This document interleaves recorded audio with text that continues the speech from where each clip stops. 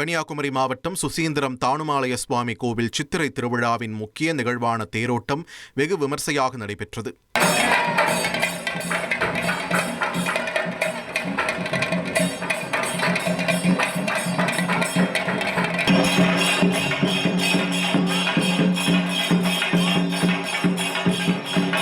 கன்னியாகுமரி தொகுதி நாடாளுமன்ற உறுப்பினர் விஜய் வசந்த் தேரை வடம் பிடித்து இழுத்து தேரோட்டத்தை துவக்கி வைத்தார். கடும் வெயிலையும் பொருட்படுத்தாமல் ஏராளமான பக்தர்கள் ஹரஹர மகாதேவா என்ற முழக்கத்துடன் தேரை வடம் பிடித்து இழுத்துச் சென்றனர்.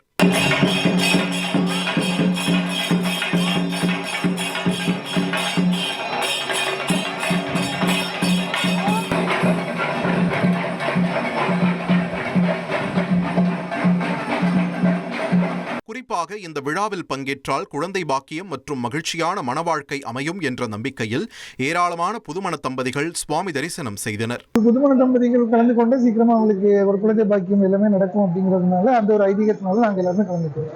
சுசீந்திரம் எப்படின்னாக்கா இந்தியாவிலேயே இருக்கப்பட்ட ஒரு பெரிய பழைய கோயில்களில் சிற்பங்கள் வேலைப்பாடுகள் நிறைந்த கோயில்களில் இதுவும் ஒன்று.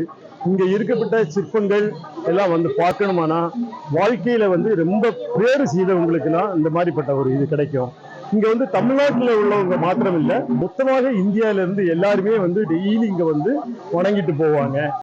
உங்கள் தந்திவன் தொலைக்காட்சியில் ரகசிய சிநேகிதியே தினமும் இரவு 8 மணிக்கு காண தவறாதீர்கள்.